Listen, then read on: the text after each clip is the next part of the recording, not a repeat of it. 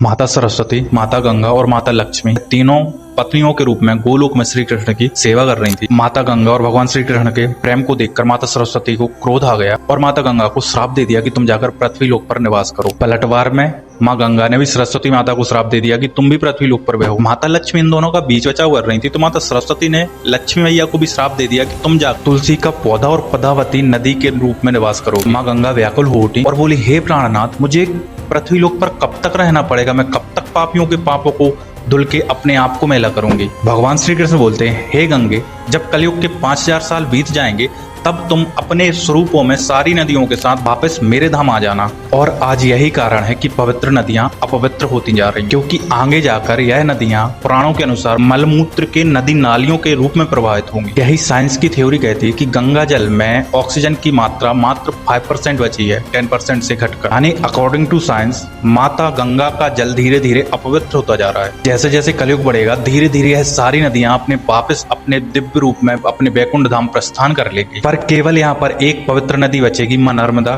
जिनको भगवान शिव का वरदान है। वरदान के अनुसार मां नर्मदा को कोई दूषित नहीं कर पाएगा और जब तक ब्रह्मांड में सूर्य चंद्रमा का अस्तित्व रहेगा तब तक इस भूतल पर निवास करे। अकॉर्डिंग टू साइंस नर्मदा नदी में बाकी नदियों से अपना पानी साफ करने की ज्यादा क्षमता है।